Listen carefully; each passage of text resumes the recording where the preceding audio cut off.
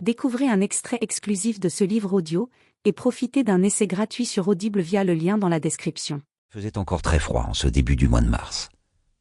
Oussama s'habillait toujours à l'afghane, chaloir marron bouffant et serré aux chevilles, chemise courta, ample, sortie du pantalon. « J'y vais !» lança-t-il au jeune policier.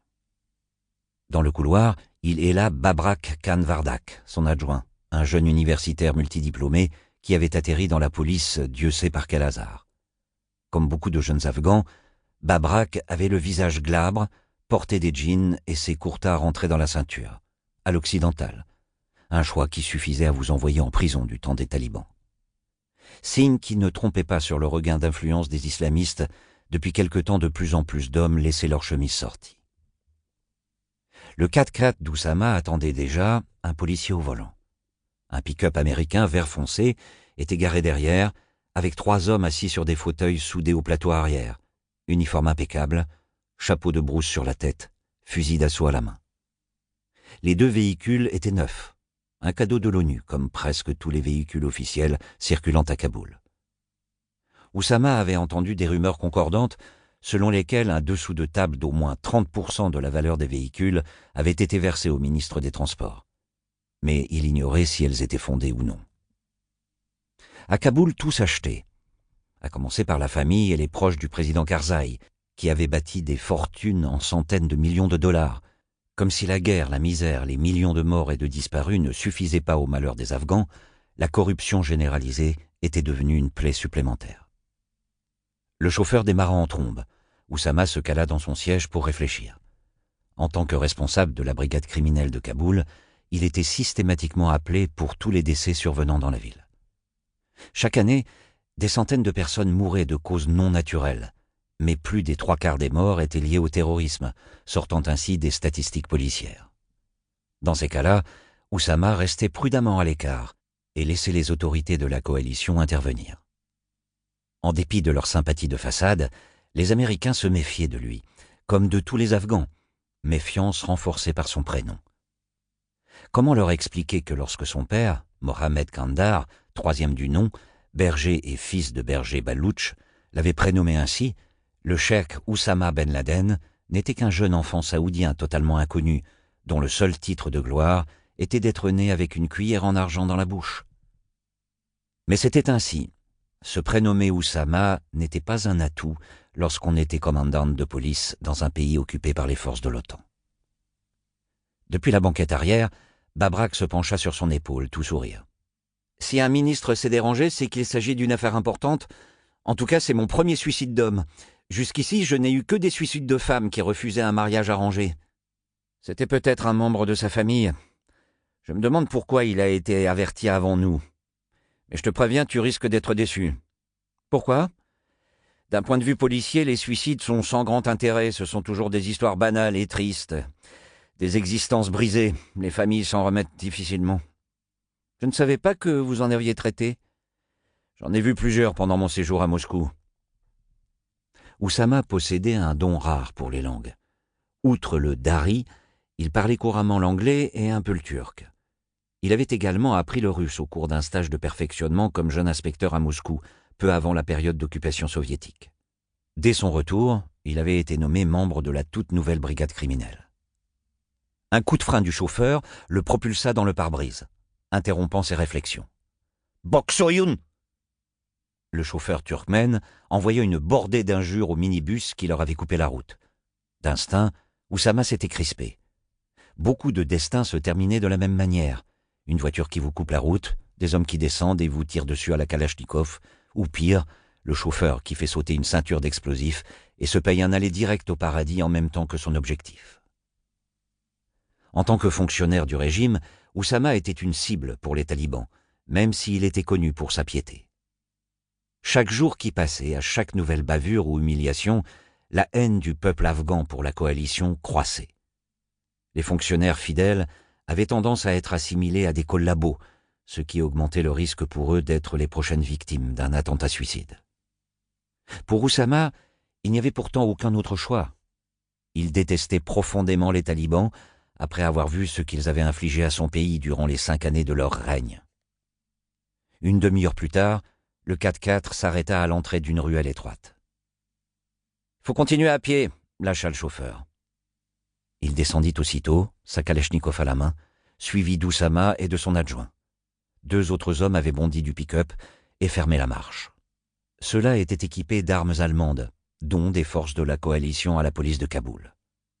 Des femmes, certaines en burqa bleu, d'autres coiffées d'un voile multicolore, se pressaient leurs paniers de provisions à la main.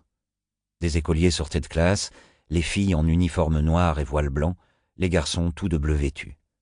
Quelques enfants en haillons vendaient de pauvres produits dans l'espoir de gagner quelques afghanis. Après une centaine de mètres, la ruelle devint encore plus étroite, et ils durent jouer des coudes.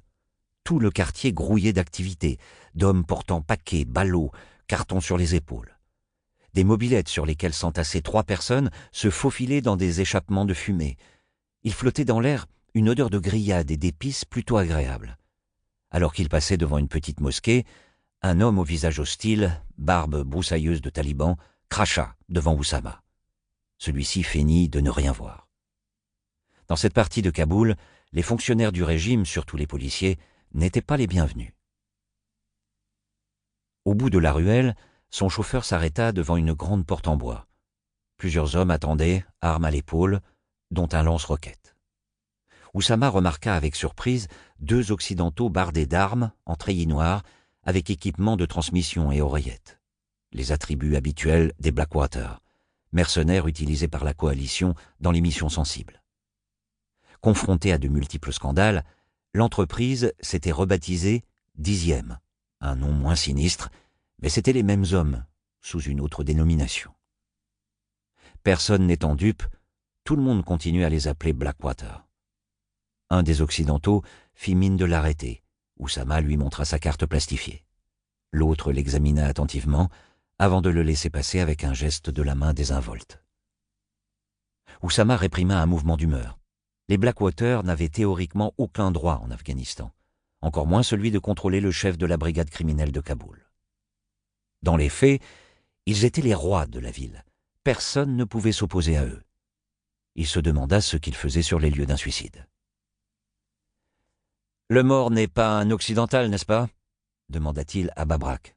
« Non, afghan. » Derrière les discrets murs ocre, Oussama découvrit non pas l'habituelle maison en ruine, mais une splendide demeure. Il traversa d'abord un patio aux murs de marbre, puis une pièce ornée de tapis précieux. Un cadavre gisait sur un sofa, une balle dans la tête. Un homme vêtu d'une vieille tunique édimée était accroupi à ses côtés, l'air indifférent, mâchonnant un bâtonnet de réglisse. Une crosse de pistolet dépassait de son kiyepanak. « C'est lui ?» demanda Oussama. Le policier sortit le bâtonnet de sa bouche pour répondre. « Ah, le gardien de nuit. Le propriétaire l'a abattu avant de se suicider. » Ils poursuivirent, attirés par le bruit d'une conversation, traversèrent un salon meublé à l'occidental.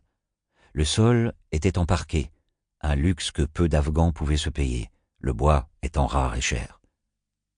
Oussama se demanda ce qui avait poussé le propriétaire à édifier pareille maison dans ce quartier populaire. Pourquoi un tel souci de discrétion? Perplexe, il remarqua de nombreux tableaux accrochés au mur. Il n'avait jamais rien vu de semblable. Il traversa un autre salon, d'apparat et de style afghan celui-là, avant de pénétrer dans un vaste bureau. 4 hommes, dont un occidental en treillis, se tenaient autour d'une forme allongée sur le sol, baignant dans son sang. Oussama reconnut au milieu du groupe Burhanuddin Khan Durrani, le ministre de la Sécurité. Son chef direct, un pachtoun corrompu et stupide qu'il méprisait. Il devina une ombre de contrariété vite réprimée sur le visage de son supérieur hiérarchique qui le héla. « Ah, Kandar, nous attendions un simple inspecteur du district, c'était pas la peine de vous déplacer. » Dans ce cas, pourquoi lui, membre du gouvernement et chef de clan, était-il présent? Se demanda Oussama, en se gardant bien de répliquer. Il s'avança, essayant de photographier mentalement la scène. Le cadavre allongé sur le sol était celui d'un homme d'une 50aine d'années, bien en chair, vêtu du traditionnel pankan. Il tenait encore une arme à la main, qu'Oussama identifia comme un Beretta automatique. La balle avait pénétré par la bouche et explosé tout l'arrière du crâne, laissant le visage intact. Du sang avait giclé sur le mur et le plafond. Livre audio complet gratuit disponible en description de cette vidéo.